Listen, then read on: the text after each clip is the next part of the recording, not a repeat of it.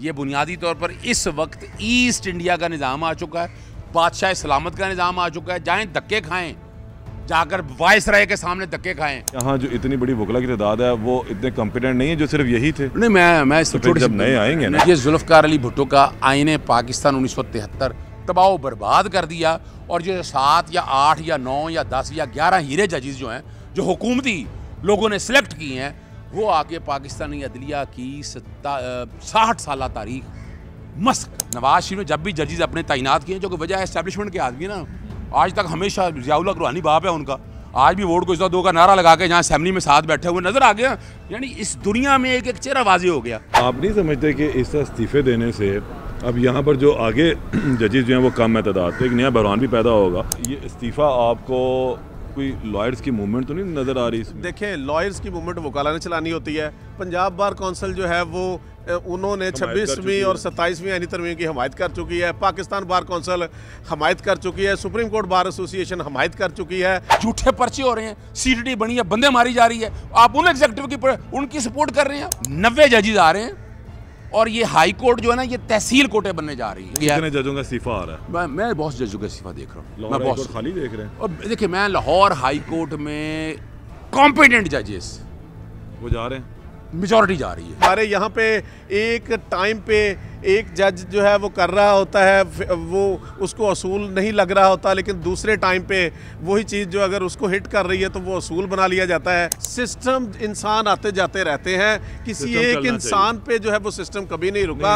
तो हमें मायूसी फैलाने की बजाय मुस्बत सोच रखते हुए अच्छी चीज़ें, तामीरी चीज़ें पॉइंट आउट करनी चाहिए, ना कि इसको सियासी बयानिए की तरफ लेके जाएँ, किसी के ज़ाती फ़ायदे की तरफ लेके जाएँ। अस्सलाम वालेकुम नाज़रीन, आप देख रहे हैं एक्सप्रेस न्यूज़ और मेरा नाम है मोहम्मद हारून। लाहौर हाई कोर्ट से भी पहला इस्तीफ़ा आ गया है। ये हवा सुप्रीम कोर्ट से चली थी, जब सुप्रीम कोर्ट के सीनियर तरीन जज जस्टिस मंसूर अली शाह और जस्टिस अतर मिन्नला ने अपना इस्तीफ़ा 27वीं आईनी तरमीम के ख़िलाफ़ दिया। अब ये हवा चलती हुई लाहौर हाई कोर्ट पहुँची, और इस हवा में आज पहला इस्तीफ़ा जस्टिस शम्स महमूद मिर्ज़ा का सामने आया। मेरे साथ 2 सीनियर वकील इस वक्त मौजूद हैं, एडवोकेट सुप्रीम कोर्ट अदर सदीक साहब और advocate Supreme Court Naseer Kamboh. इनसे इस हवाले से बात करेंगे कि अब ये जो हवा लाहौर हाई कोर्ट में चली है, क्या ये सिर्फ एक चैम्बर तक महदूद रहेगी, या मज़ीद चैम्बर भी जो हैं इस हवा की जद में आएंगे, और फिर आने वाले दिनों में लाहौर हाई कोर्ट से मज़ीद जजेस के इस्तीफ़े भी सामने आ सकते हैं। और ये जो इस्तीफ़े हैं, क्या वाकई 27वीं आईनी तरमीम के ख़िलाफ़ दिए जा रहे हैं, और इनका इम्पेक्ट इस तमाम सूरत हाल के अंदर क्या पड़ेगा? जो अगर हम बात करते हैं तो हुकूमती अराकीन की, तो हुकूमती अराकीन इस हवाले से बहुत ज़्यादा पुरुमीद हैं कि अभी तो बहुत इस्तीफ़े आने हैं। वज़ीर-ए-आज़म के मुशीर कानूनी सेनेटर राना सनाउल्लाह साहब भी इस हवाले से पहले ही कह चुके हैं कि बहुत इस्तीफ़े आने हैं। स्पीकर पंजाब असम्बली मलिक अहमद ख़ान जो है मुतअद्दिद मरतबा अब ये कह चुके हैं कि बहुत इस्तीफ़े आने वाले हैं। तो क्या उन लोगों को पहले ही ये मालूम था कि इस आईनी तरमीम के बाद जो है मुख्तलिफ इस्तीफ़े आने? अस्सलाम वालेकुम अदर साहब। वालेकुम सलाम। आज पहला इस्तीफ़ा लाहौर हाई कोर्ट से मौसूल हो गया है। जस्टिस शम्स महमूद मिर्ज़ा बड़े काबिल जज रहे हैं। 2014 में उन्होंने बतौर एडिशनल जज हाई कोर्ट का हल्फ उठाया, कंफर्म हुए, और कॉर्पोरेट के अच्छे जजेस में उनका शुमार था। क्या देख रहे हैं, हालात क्या बन रहे हैं? यार, ये प्रोग्राम आपको किसी ना पब्लिक पार्क में एक कब्रिस्तान में आप ये आज प्रोग्राम कर रहे हैं। ये जो आप नज़र आ रहा है, ये कब्रिस्तान है। कैसे? बुनियादी हकूक़ पहले ही यहाँ दफन हो गए। इशू इस्तीफ़ों का नहीं है, इशू किसी चैम्बर का नहीं है, इशू किसी ओहदे का नहीं है। पहले तो ये ज़हन से निकाल दें, ये सियासी गुफ्तगू है। लॉयर्स मूवमेंट में भी इतने प्रोफेशनल वकील आगे नहीं आए थे जितने इस वक्त प्रोफेशनल वकील मैदान में आ चुके हैं। कौन से मैदान में? बाहर तो कोई मूवमेंट नज़र नहीं आ रही। मूवमेंट आपको नज़र आएगी आने वाले दिनों में। पहले ज़रा समझिएगा, बुराई को असल में समझने की ज़रूरत है। हम बुराई को समझना है या सिस्टम को समझना है? सिस्टम को समझिए, सिस्टम समझ आ गया है। ये देखें ना, ये सिस्टम अगर सियासतदानों ने इस तरह बनाया होता ना, तो फिर तो मैं शायद इत्तेफाक करता। वोट को इज्जत दो का जो नारा लगाने वाले लोग थे, आज वो जो पाँव के नीचे ताज रखने वाले लोग थे, उनके पाँव के नीचे जूते आ गए। और ये निज़ाम जिस सिमत में चल रहा है, वो ये समझ लीजिएगा, मैच हो के आईने पाकिस्तान 1973 और नजरिया भुट्टो को बड़ी अच्छी तरह जानता हूँ। जुल्फ़िकार अली भुट्टो ने जब आइन बनाया, उसकी स्पीचेस अगर पढ़कर देख लें तो ये जो हमें आइनी बेंच और आइनी कोर्टों का ये जो बेवकूफ़ हमें बनाया जा रहा है ना, ये बेवकूफ़ बनने वाली बात नहीं है। पहले तो समझ लीजिए कि 24 करोड़ अवाम है। सुप्रीम कोर्ट में 50,000 केसेस नहीं है। सुप्रीम कोर्ट में 50,000 केसेस नहीं है सिर्फ, और ये 26वीं तरमीम बना के बड़े तीर गाड़ लिए उन्होंने, बड़ी मैदान फतह कर लिया उन्होंने। कितने केस डिसाइड हो गए, यानी आप अंदाज़ा लगाएं। और चलें, पहले तो फिर भी ये इल्ज़ाम लगता था ना कि मनपसंद मर्जी के बेंच बन गया कोई। अब तो पूरी अदालत मनपसंद मर्जी की है। अब नए जजेस कौन होंगे फिर दोबारा भर्तियां होंगी? हाँ बिल्कुल, मैं नोट कर लीजिएगा। यानी इस निज़ाम में मैं मिसाल के मैं फ़र्ज़ करें, मैं तो पसंद ही नहीं करता इस निज़ाम का हिस्सा बनना। मैं इस निज़ाम का हिस्सा होता तो मैं तो 26वीं तरमीम पे इस्तीफ़ा दे देता। उन्होंने अब अदालतों को, इस सिस्टम को नंगा कर दिया है कि 26वीं तरमीम से कितने फैसले आए, यानी अंदाज़ा लगाए, मिलिट्री कोर्टों को जायज़ कर दिया। आप अंदाज़ा लगा लें इस बात को समझते हुए, मिलिट्री कोर्टों को जायज़ कर दिया।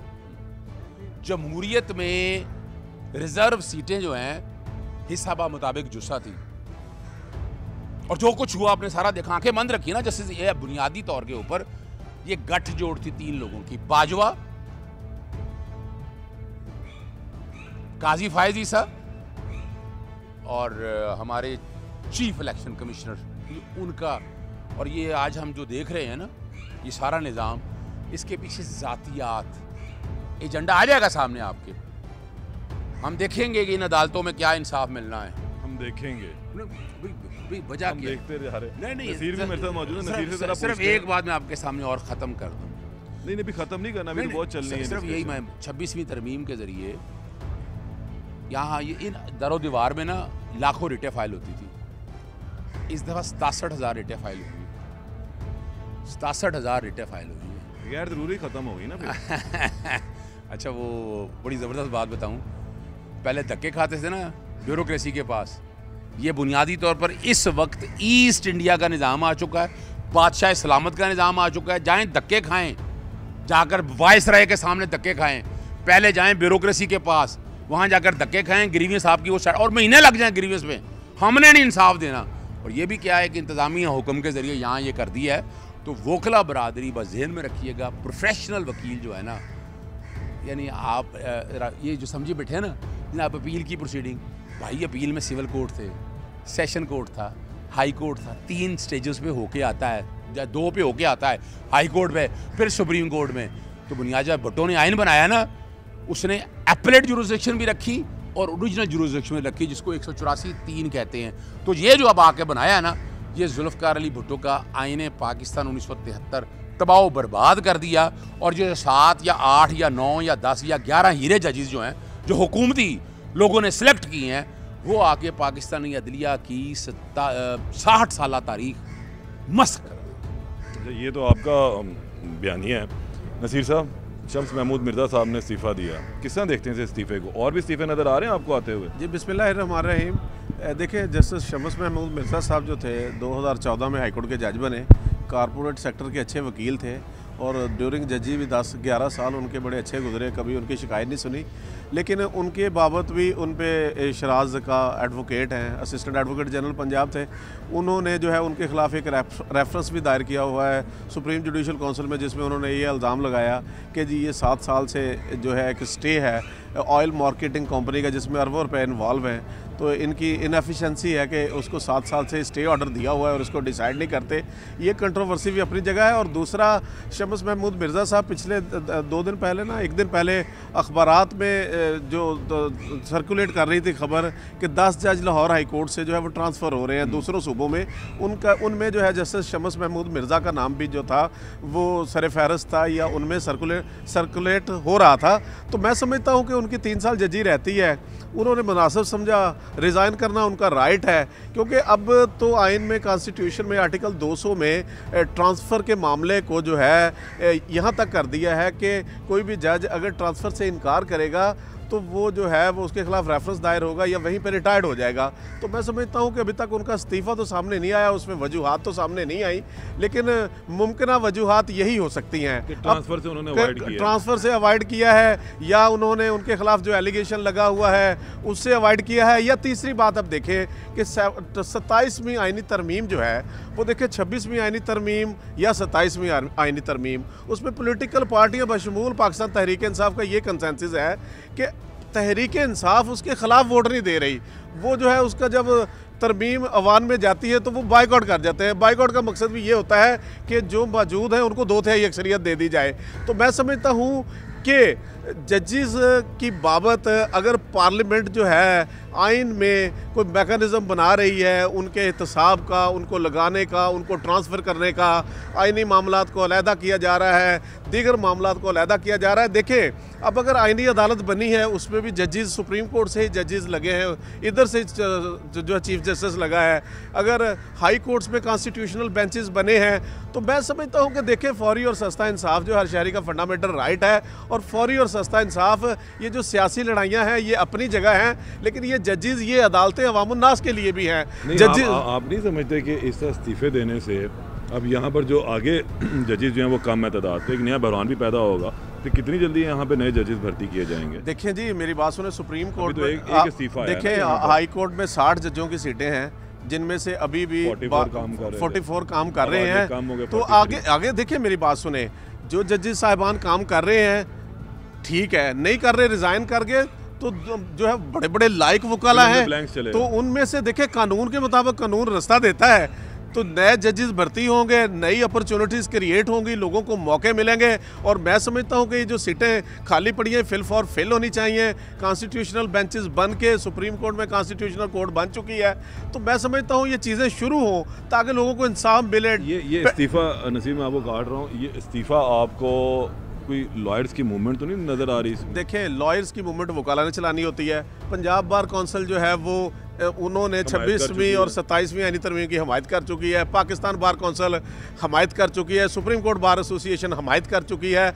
और मैं समझता हूँ कि देखें जब जजेस को जब जजेस को इख्तियारात मिले, आप ये बात तो मानेंगे कि 184 का बड़ा बेदरीग मिसयूज़ हुआ।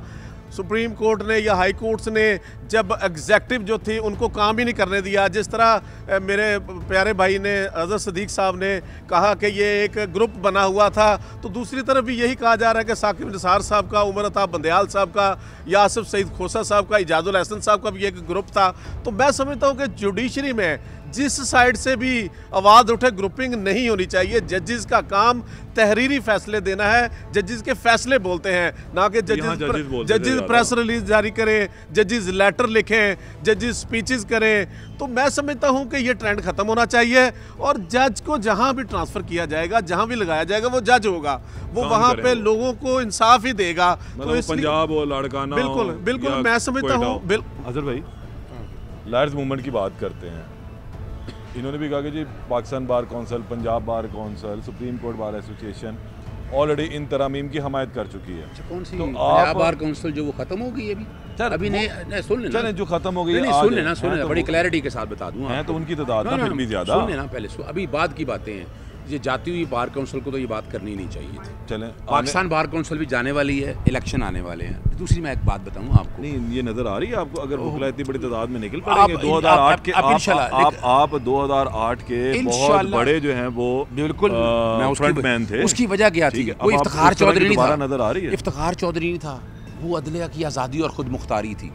ये तो पाँव तले रोन दिए। इफ्तिखार चौधरी साहब रोड के ऊपर निकलते थे। आप समझते हैं कि ये जो जजेस अब इस्तीफा दे रहे हैं रोड पर आएंगे? हम लाएंगे उन्हें, अब बेफिक्र रहिएगा, अब इंतजार कीजिएगा, तो आप इंतजार कीजिएगा, इंशाअल्लाह अज़ीज़ लाएंगे हम उन्हें, और हम सड़कों पे लेके आएंगे। पहले जरा उससे पहले मैं बताता चलूँ, देखिए मेरी बात, आपको हवलदार तो नहीं है ना, या आप कोई सेक्रेटरी नहीं है, कोई डीसी नहीं है, कोई डीसी नहीं है कि आपको उठा के इधर से उधर फेंक दूँ जहाँ मर्जी चले। मैं माई बाप हूँ, मैं बादशाह सलामत हूँ, मुझे ये शक्ल पसंद नहीं है।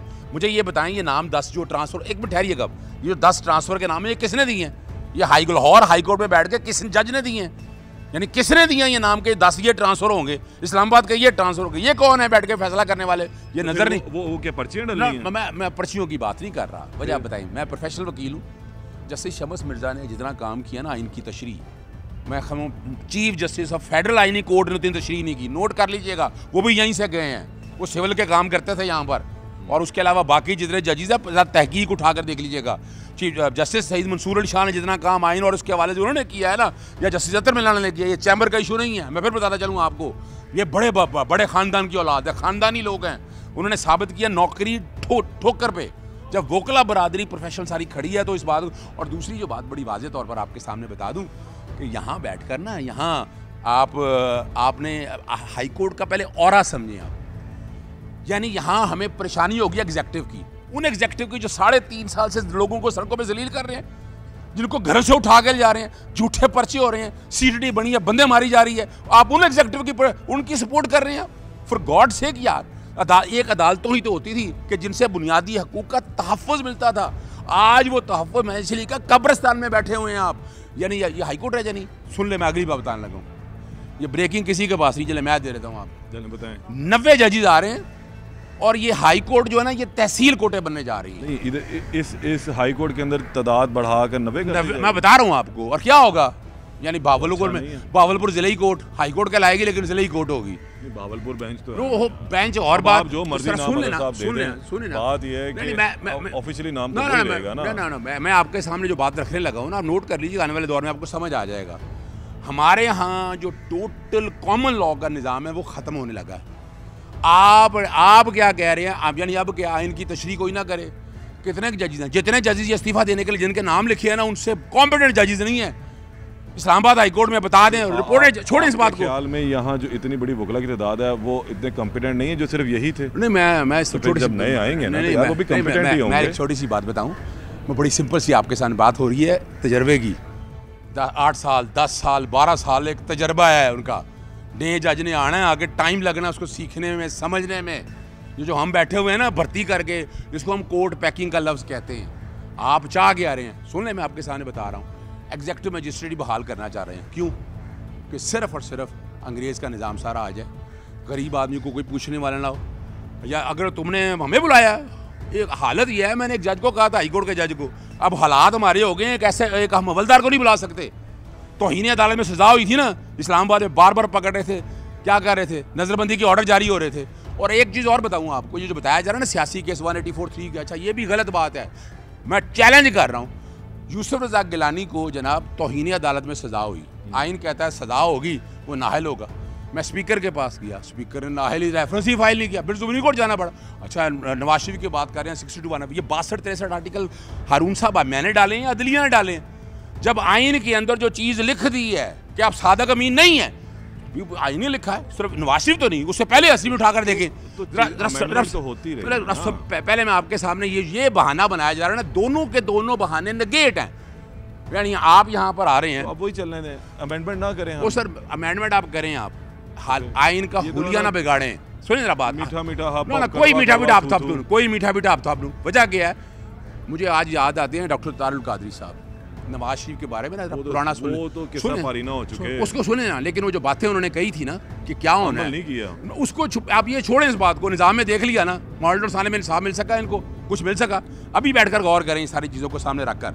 मुझे सिर्फ इतना बता दें, पूरे क्या कहा था उन्होंने, नवाज शरीफ अपनी मर्जी के जजेस। अब मैं तारीखी बताने लगा हूँ, नवाज शरीफ ने जब भी जजेस अपने तैनात किए, जो कि वजह एस्टेब्लिशमेंट के आदमी ना, आज तक हमेशा ज़ियाउल हक रूहानी बाप है उनका, आज भी वोट को इज़्ज़त दो का नारा लगा के जहाँ असेंबली में साथ बैठे हुए नजर आ गया।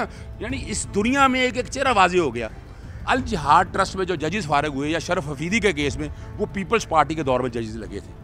लेकिन इनकी अब भी क्या है, अब जितने हैं, सुप्रीम कोर्ट के अंदर बताए क्या मेरिट है, जो आपने आईनी बेंच में जजेस बिठाए हैं, किस मेरिट पे बिठाए हैं आप कह रहे हैं ना आईनी बेंच, उनमें से जजेस कितने हैं, सुने ना, नहीं कोई माजरत के साथ मैं कह रहा हूँ, चलें आ जाएं, इस तरह कर लेते हैं, रिपोर्टेड जजमेंट है, देख लें आइन की इंटरप्रिटेशन और कितनी उन लोगों ने जजेस ने की हैं। बुरा ना बनाइएगा, आईनी बेंच बना था, सिर्फ एक 3 केसेस हमने देखे, उसके अलावा हम नहीं देख सके। क्वेश्चन ये नहीं है, यानी ये जो पकड़ के एक अदलिया एक बचा था, अदलिया को बढ़ के सियासी तौर पर फिर जुडिशल कमीशन में बैठ कर अपनी मर्जी के बंदे, वो अपने लोग वहाँ बैठ कर, यानी क्या किया है, यानी इसी में से सेलेक्ट किए अपने बंदे, कॉन्स्टिट्यूशन बेंच में बैठा दिए, सुप्रीम कोर्ट में अपनी मर्जी के बंदे बैठे हुए हैं, ठीक है ना जी। और बैठ के क्या होगा, जजेस की जो है अपना बता रहे हैं कि जनाब रेफरेंस फाइल हुआ, शमन महमूद मिर्ज़ा का, सिर्फ एक बात करनी, शमन महमूद मिर्ज़ा के बारे में बदनाम करने की कोशिश।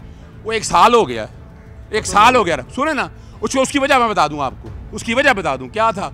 इमरान खान के खिलाफ केस सुन रहे थे, वो इमरान खान के खिलाफ केस सुन रहे थे। कौन सा? जिसमें इलेक्शन कमीशन वाला, पेट्रोलियम के एक तरफ रखें आप, लार्जर बेंच में पहले जैसे शायद बिलाल हसन थे, और वो सुन रहे थे। उसी दौर के अंदर ये सारा कुछ हुआ कि किसी ना किसी तरह से एक शख्स को इंसाफ ना मिल जाए। जहाँ सिर्फ एक शख्स को उन्होंने बंद करके देख लिया, उन्होंने कहा नहीं, उन्होंने कहा इसके बाद कोई दूसरा इमरान खान पैदा ना हो जाए, उसको रोकने के लिए ये सारा प्लान और ये जाल बुना गया। कितने जजों का इस्तीफा आ रहा है? मैं बहुत जजों का इस्तीफा देख रहा हूँ। मैं बहुत खाली देख रहे हैं। और देखिए, मैं लाहौर हाई कोर्ट में कॉम्पिटेंट जजेस वो जा रहे हैं, मेजॉरिटी जा रही है। कितने नाम मैं आपके सामने आ जाएंगे, आपके सामने आ जाएंगे। तो आ ही जाएंगे। देखिए खबर बताएं ना, असूली बात बता दूं, नौकरी सिर्फ मैं खबर बता, असूली तौर पर नौकरी नहीं है। नौकरी इन्नल्लाह रिज़्क़ मिल जाए, रिज़्क़ घर में मिल जाना बैठे। यहाँ बैठ के आप कहें कि आप मैं इस बुराई का इस गंद का साथ दूं, मैं छींटे डालूं अपने ऊपर। अल आदिल है, रब की सिफत है आदिल होना, रब की सिफत है वकील होना। इस सिस्टम के अंदर आप ले लें, कब तक लेंगे? दुनिया में भी नुकसान होना है और आखिरत में भी पूछा जाना है आपको। कितने जज? बहुत सी तादाद आ रही है। अभी इस्लामाबाद हाई कोर्ट से भी जस्टिस सिद्धार्थ एजाज साहब का भी इस्तीफा आ गया, वहाँ से बाकी भी आ रहे हैं। अच्छा जी, ले जी, एक और इस्तीफा भी आ चुका है। आप किस तरह देख रहे हैं? इस्तीफे आ रहे हैं? और देखिए, इस्तीफे आप ही जाते तो क्या बनेगा? देखिए, मैं समझता हूँ कि इस्तीफा भी तो आइन में देने का तरीका बताया गया है ना। कोई इस्तीफा देना चाहता है दे। बात यह है कि देखिए, ये जो 26वीं या 27वीं आइनी तरमीम आई है ना, देखिए एक फोरम है पार्लियामेंट, जिसका ये इख्तियार है, उसने अपना इख्तियार एक्सरसाइज किया। अब इस अमेंडमेंट को, जितनी भी अमेंडमेंटें आइन के ज़रिए आती हैं, पार्लियामेंट करती है, उसकी इंटरप्रिटेशन के या क्या ये अमेंडमेंट्स फंडामेंटल राइट्स के अगेंस्ट तो नहीं, वो जारी बात है, अदालतों में चैलेंज भी होती हैं। तो ये आइनी अमेंडमेंट भी कॉन्स्टिट्यूशनल बेंच जो है वहाँ पे चैलेंज होगी, तो इसकी तो इनकी हाई कोर्ट में चैलेंज कर दिया। अब इनकी इंटरप्रिटेशन हो जाएगी। तो अब इस्तीफों को बुनियाद बना के सियासी बयानियाँ बनाना, देखें मेरी बात सुने, अब जजेस जो है ना, बात बताएंगे, एक बात आपसे पूछूं, अगर वकला तहरीक बन गई इन इस्तीफों के साथ 2008 वाली, तो आप समझते हैं कि एक बहुत बड़ी तादाद के अंदर वकला इसके अंदर शामिल होंगे, या सिर्फ चीदा कुछ सियासी जमातों के जो टिंट रखते हैं वो सिर्फ रहेंगे? देखें, ये वो हालात नहीं है, ये 2007 वाले हालात नहीं हैं। वो परवेज़ मुशर्रफ था, वो डिक्टेटर था, वो आमिर था। ये पार्लियामेंट है, इलेक्शन के ज़रिए आई हुई पार्लियामेंट है। सारी पॉलिटिकल जमातें हैं, पॉलिटिकल जमातें ही जद्दोजहद करती हैं ना आमिर के खिलाफ। यहाँ तो सारी पॉलिटिकल जमातें बस शमूल PTI। ये अमेंडमेंट्स की बैक पे आप देखें, 26वीं आइनी तरमीम में मौलाना फजल कोई कुछ भी नहीं है, एक चाय की प्याली में जो है, मैं कहता हूँ तूफान बर्पा करने वाली बात है।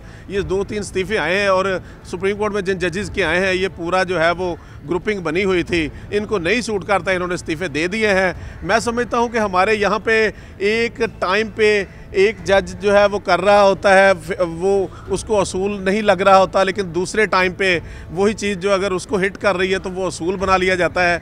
तो मैं समझता हूँ कि यहाँ पे अब ना ग्रुपिंग होने चाहिए, ना व्हाट्सएप ग्रुप के ज़रिए GITF बननी चाहिए, ना मनपसंद बेंच बनने चाहिए। अब पार्लियामेंट ने क्या गारंटी होगी कि आइंदा ग्रुपिंग नहीं होगी? देखिए मेरी बात सुने, देखिए मेरी बात सुने, दुनिया में जजेस को लगाना, जजेस का एहतसाब करना, ये सारा पार्लियामेंट का इख्तियार है। पार्लियामेंट मुकद्दम होती है, और पार्लियामेंट सबसे ज़्यादा लेजिस्लेशन करने वाले अदारे की सबसे ज़्यादा रैंकिंग होती है। तो मैं समझता हूँ ये खुशाइन है, पार्लियामेंट ने किया है, पार्लियामेंट में डिस्कस हुआ है, जिसको इतराज़ था वो इतराज़ करता। अब हाँ, अगर मुस्तकबिल में देखिए, पार्लियामेंट के ज़रिए चार्टर ऑफ डेमोक्रेसी 2 पोलिटिकल पार्टियों ने मिल के जो है वो साइन किया था, और उसकी रोशनी में उन्होंने जुडिशल कमीशन बनाया। अब देखें, जुडिशल कमीशन में बड़ा बैलेंस था, वो उसमें पार्लियामेंट का भी रोल था, उसमें जो है वो जुडिशरी का अदारे का भी रोल था, लेकिन उसमें भी देखा इफ्तिखार मोहम्मद चौधरी साहब ने उसमें जजेस की तादाद कैसे बढ़वाई, फिर उसमें पार्लियामेंट का रोल कैसे मिनिमाइज या माइनस किया। तो मैं समझता हूँ कि पार्लियामेंट ने अब अपना रोल, जो कॉन्स्टिट्यूशनल रोल था, वो रिस्टोर किया है। अगर देखें मुस्तकबिल में इसमें मसाइल आएंगे, पार्लियामेंटें आएंगी, तो वो 2/3 अक्सरियत से इसमें अमेंड भी कर सकती हैं। पहले भी तो 26 अमेंडमेंट्स जो हैं वो आइन में करने का जो मैकेनिज्म दिया है उसके तहत हुई है, 27वीं उसमें तहत हुई है, कल को 28वीं 29वीं 30वीं भी कोई कर लेगा। देखो मायूसी नहीं फैलानी चाहिए, सिस्टम इंसान आते जाते रहते हैं, किसी एक इंसान पे जो है वो सिस्टम कभी नहीं रुका, तो हमें मायूसी फैलाने की बजाय मुस्बत सोच रखते हुए अच्छी चीज़ें, तामीरी चीज़ें पॉइंट आउट करनी चाहिए, ना कि इसको सियासी बयानिए की तरफ लेके जाएं, किसी के ज़ाती फ़ायदे की तरफ लेके जाएं। तो मुझे तो ज़ाती फ़ायदा नहीं होना चाहिए। मेरे साथ दोनों सुप्रीम कोर्ट के जो हैं सीनियर तरीन वकला मौजूद थे, डिस्कशन भी आप लोगों ने सुन ली। अदर सदीक साहब का ये कहना है कि आने वाले दिनों में एक बड़ी वकला तहरीक जो है वो नज़र आएगी। जिन जजेस ने इस्तीफ़े दिए हैं उनका ये भी एक दावा है कि वो जजेस भी 2007 की तहरीक की तरह अब सड़कों पर होंगे। दूसरी जानिब मेरे साथ नसीर कंबो थे, उन्होंने कहा कि ये जो तरमीम है बेहतर है, पार्लियामेंट मुकद्दम है, पार्लियामेंट का इख्तियार था, जो चीज़ उसने खोई थी वो उसने वापस हासिल कर ली। देखना यह है कि इन इस्तीफ़ों का अब क्या रद्द अमल आता है, वकला कितने एक्टिव होते हैं, या फिर वाकई ये चाय की प्याली में एक तूफ़ान के मुतरादिफ साबित होगा। दोबारा मुलाकात होगी, अल्लाह ने के बाद।